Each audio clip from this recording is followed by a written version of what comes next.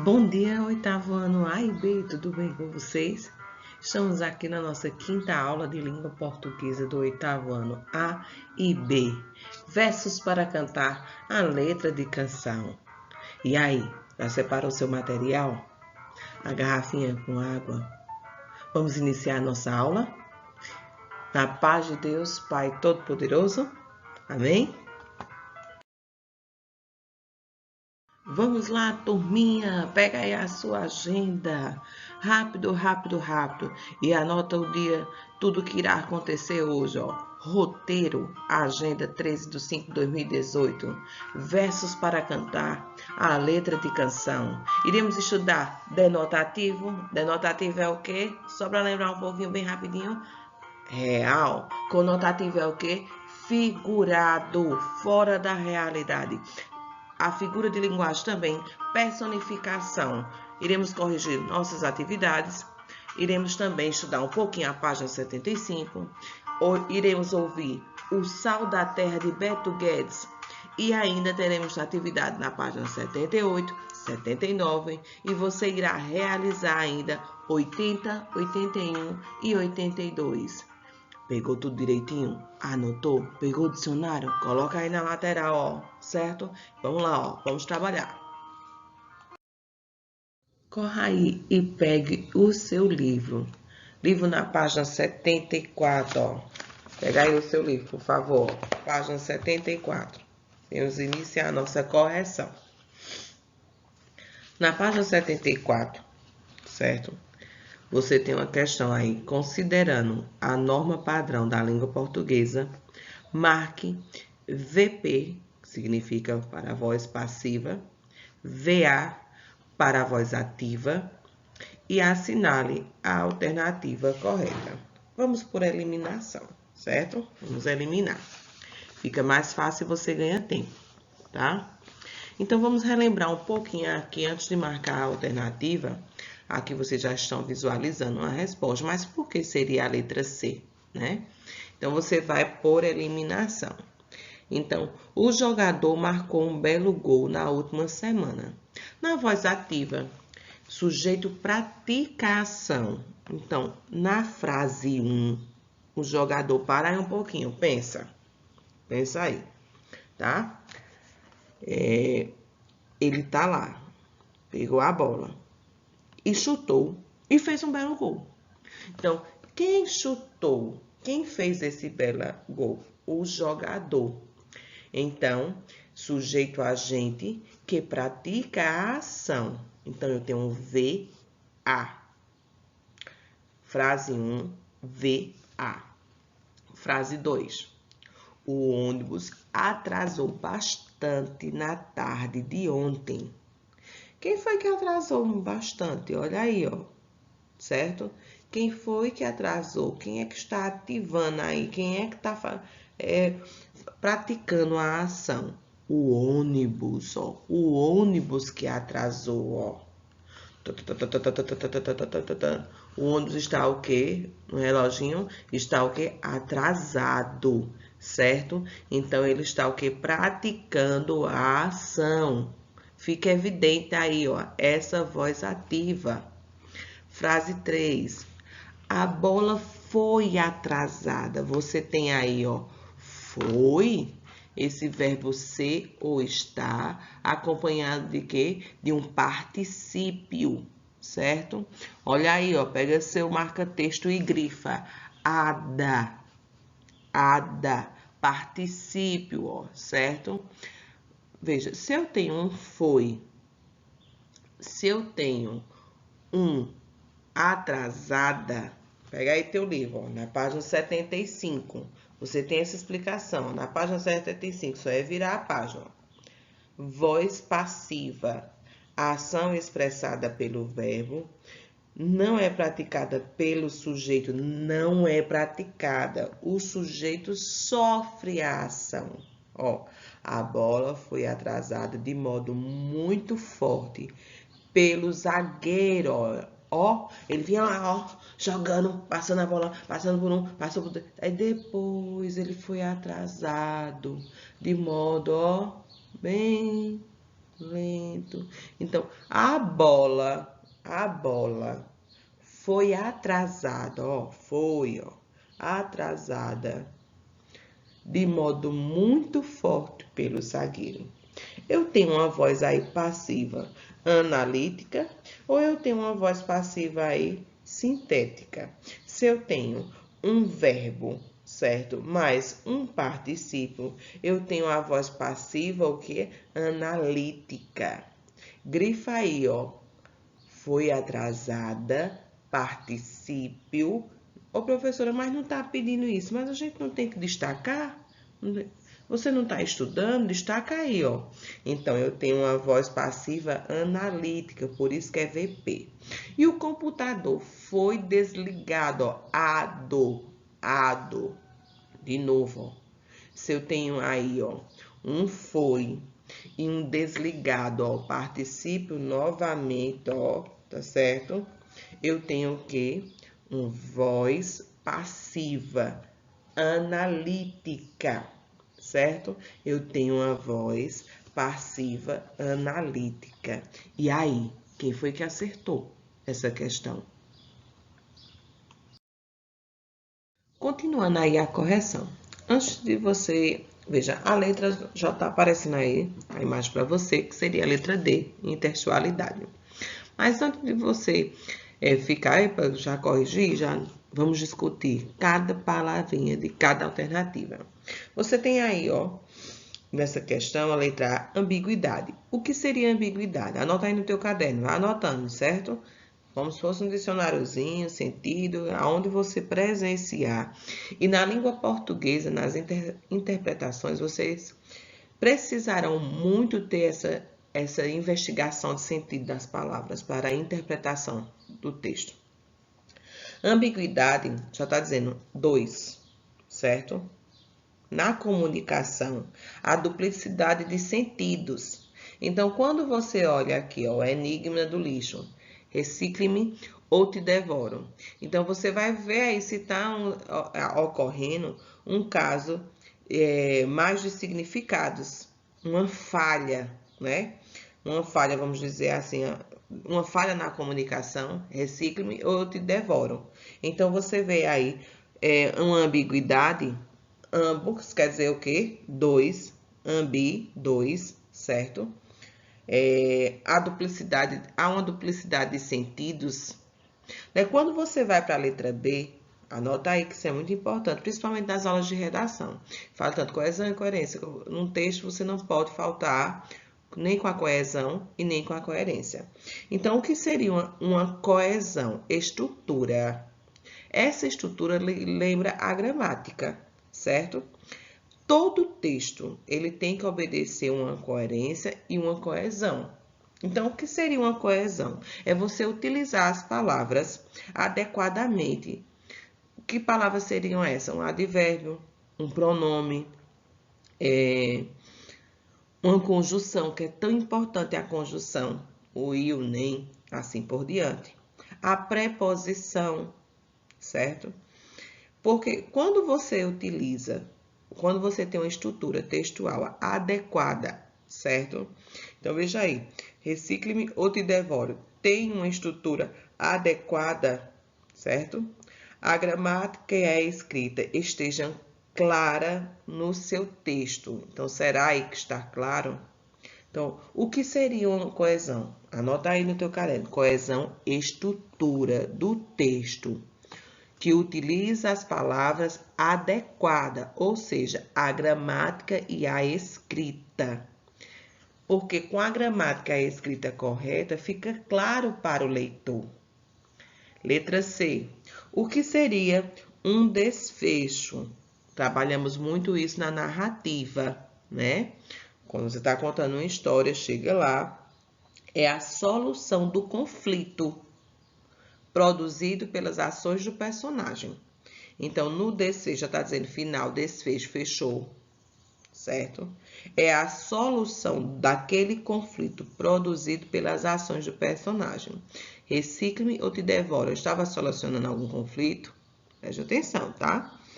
E você tem aí a intextualidade. quando há uma referência explícita ou implícita de um texto, e desse texto eu faço o quê? Eu tenho um outro texto, eu construo, eu produzo outro texto, fazendo referência a esse texto de origem. Aonde foi que aconteceu aí, professor? Como foi que aconteceu aqui no nosso livro? Essa intextualidade. Volta aí para o capítulo 3. No capítulo 3, você tem as aventuras de Dom Quixote, lembra? Aqui, ó. Então, esse é o texto de origem, que é um poema, certo? De Antônio Viana.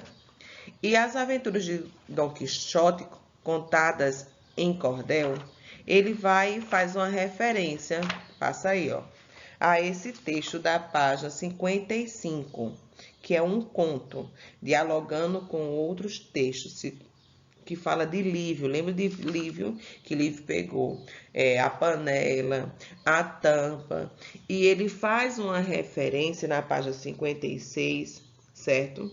Que ele tinha um cavalo, que ele tinha, ele era um homenzinho, uma tampa de panela, e ele faz aquela imaginação, aquela retomada, as aventuras de Dom Quixote.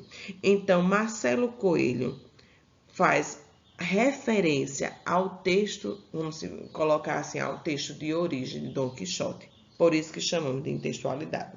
Na página 56 do seu livro, você tem um quadrinho e explica muito bem sobre isso. Então, veja, o que seria intextualidade?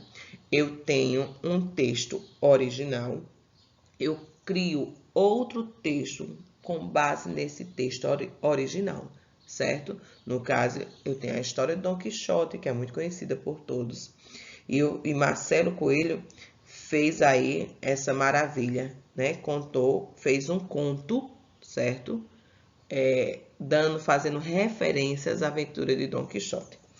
Daí, no seu quadradinho aí, na página 56, tem assim: ao ler a história de Lívio, você deve ter se lembrado do texto que narra as aventuras de Dom Quixote, pois ambos falam do episódio em que o cavaleiro luta contra o gigante fictício.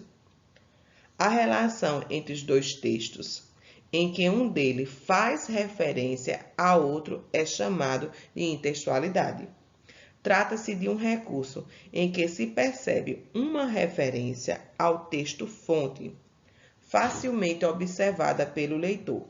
A intextualidade pode acontecer em qualquer gênero do texto, verbal ou não verbal.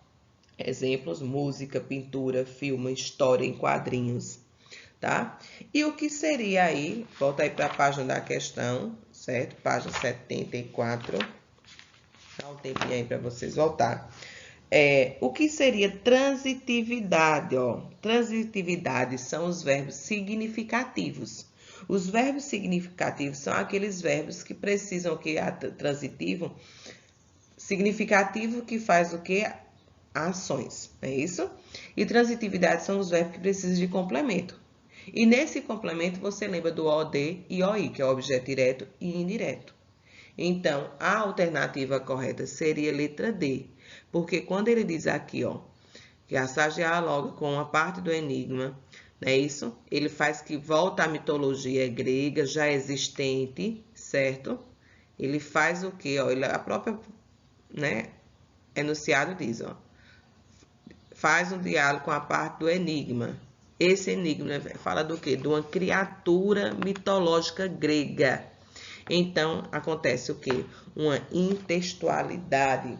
Na página 75, você tem a relação entre dois textos, em que um cita o outro. Diz aí, ó, isso perfeito para os estudos. Pode ocorrer em qualquer texto verbal ou não verbal. Espero que tenha ficado claro aí. Intextualidade, porque faz referência a um texto já existente. É uma relação entre dois textos. Você cita o outro, né? Ah, a gente volta de férias se sentindo outro. Vejam, esses ingênuos ficaram mandando contas no nome do que você era antes. Olha aí, preste atenção.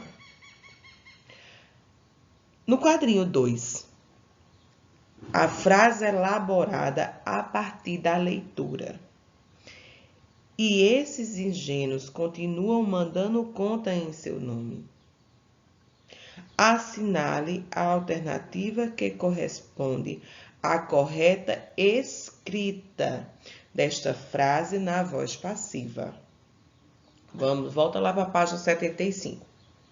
Na voz passiva, a ação expressada pelo verbo não é praticada pelo sujeito. E se você avaliar, na letra A, continuaram mandando contas em seu nome. Quem foi que continuou mandando? Os ingênuos. Então, ele está ativo, ó. Tá?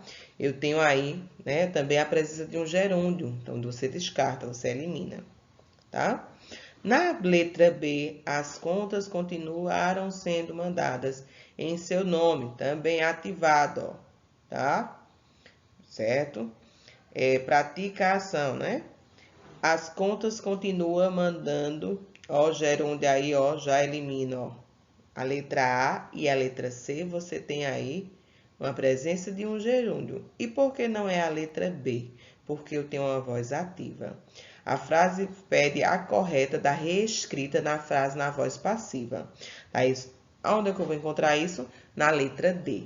Na letra D, e contas em seu nome continuam sendo enviadas, sendo, olha aí, ó, o verbo ser, ó, está, ó, sendo enviadas, adas por esses ingênuos. Então, essa seria a alternativa correta. Alternativa, né? Letra D. Tá? Dá uma olhadinha na página 75, dá uma estudadinha, que tem vozes verbais ativa, passiva e reflexiva. Só retomando aqui, reflexiva faz e recebe a ação. Estudem, estudem. E aí, quem foi que acertou? Vejam aí, no capítulo 3, estudamos aí o poema de cordel.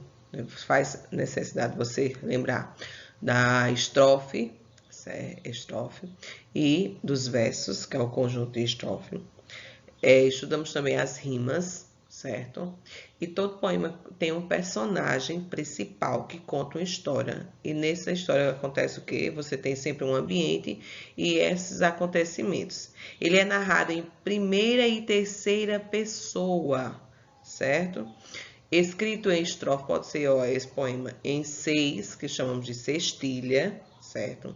Essas rimas acontecem no segundo, no quarto e no sexto, perdão, opa, que eu me confundi aqui mesmo, e no sexto verso, onde acontece as rimas. Vamos de novo, ó, no segundo, no 4 e no sexto, onde esse jogo de rima. Vimos isso até naquele poema lá, volta aí, do Saci. Deixa eu voltar aqui na página. Retomando aqui, ó, página 69, onde tem o Saci, ó. Aí você tem aí, ó, pedi até para vocês grifarem na aula passada. Tem o Saci pulando numa só perna, com seu gorro vermelho. Aí veja, se você avaliar perna e lanterna no próximo, e o apito como lanterna. Perna, lanterna e virando redemoinho, fazendo grande baderna. Então, você tem, ó, perna, lanterna e baderna. Tem 6. Aonde você encontra esse jogo aí, né? Essa presença de rima. No segundo, olha, perna é segundo. Na página 69, viu? Lanterna é o quarto. E sexto, você tem aí baderna. Observe que você tem perna, lanterna e baderna no final de cada palavra a mesma sequência de letras. E você também tem aí a intextualidade. Essa intextualidade, quando você faz uma referência a outro texto já existente, tá? Sendo assim, implícito ou explícito. Revisão. Vozes verbais. Você tem aí a voz passiva, ativa e reflexiva. A passiva recebe, a ativa faz a ação e a reflexiva faz e recebe a ação. Observem aí a voz ativa. O gato comeu o rato. Quem comeu o rato? O gato. Ele fez a ação. O rato, voz passiva. O rato foi comido pelo gato. Ó, foi, certo? Verbo ser hoje está comido e do particípio pelo gato. Então, ele recebe a ação.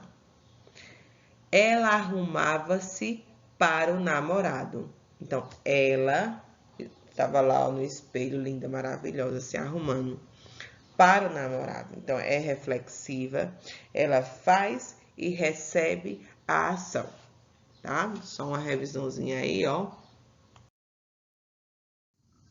Ó, continuando. Corre aí, pega o teu caderno, pega as tuas canetinhas, marca texto, tudo que você gosta de enfeitar. E vamos dar início aí ao nosso caderno. Como se fabrica um dicionário? Certo? Ó, para fazer um dicionário, primeiro é preciso reunir muitas palavras. Por isso, usam-se outros dicionários, livros, bulas e jornais. O dicionarista precisa de centenas de ajudantes para fazer isso e depois tem que escolher quais irá usar no seu dicionário. Nem o maior dicionário do mundo conseguiria reunir todas as palavras, porque não caberia em apenas um livro. E porque as palavras são praticamente infinitas, elas são criadas e recriadas o tempo todo. E hoje ainda existe a vantagem de podermos usar o dicionário eletrônico. Certo? Foi retirado esse texto no site. E iremos agora realizar uma atividade sobre esse pequeno texto, como se fabrica um dicionário. Lembrando aí, ó, que a nossa língua é viva. Ela está em constante transformação. Por isso, quando ele ressalta aqui, diz assim, ó, em um livro só, não poderia, né, colocar todas essas palavras. Porque todos os dias tem o que? Acontece o que? Modificações. Questão 1. Na frase, questão 1. Por isso, usam-se outros dicionários, livros, bulas e jornais. Resista-se o emprego da voz ativa, passiva, pronominal ou reflexiva. Ativa faz, passiva recebe, reflexiva faz e recebe. Só que a gente tem as regras. E as regras são claras aí, ó. Usam-se terceira pessoa, acompanhado de um pronome chamado de apassivador. Neste caso, o agente da passiva foi o que? Omitido. Então, seria a letra B, passiva pronominal, ó, porque esse se chamamos de pronome apassivador. É uma voz passiva. Questão. A voz passiva do verbo se faz presente na passagem. Voz passiva, se liga aí, ó. Para fazer um dicionário primeiro, é preciso reunir muitas palavras. Frase 2. E por que as palavras são praticamente infinitas? Frase 3. Elas são criadas e recriadas o tempo todo. Qual dessas frases apresenta a voz passiva do verbo e se faz presente na passagem? Seria essa daí, ó. Elas são criadas. São, verbo ser, né? Criadas, particípio, representa a voz passiva, o que? Analítica. A questão certa seria essa. Já na terceira questão, você tem aí, ó, na passagem acima, copiar aí direitinho, ó, vai copiando. Um verbo na forma nominal, ó. Qual seria essa? Um verbo na forma nominal compõe a voz passiva. Essa é de graça. É melzinho na chupeta. Essa seria o quê? Particípio. Porque quando você vai na 75, você tem essa resposta. Ó, voz analítica formada pelo verbo ser mais o particípio. Então, lembrando aí, as formas nominais são particípio, gerúndio e infinitivo, que vem sempre acompanhado de um verbo auxiliar. Tá? Beleza? Para você realizar, para corrigirmos na próxima aula, certo? Você terá que realizar aí a atividade, página 78 e 79, só fazendo assim uma introdução. Você continuará aí na unidade 4, certo? Com a música aí, ó, O Sal da Terra, uma música belíssima. E responderá, ó, a página 78 e 79, relacionada à música Sal da Terra, de Beto Guedes. Até a próxima. Tchauzinho.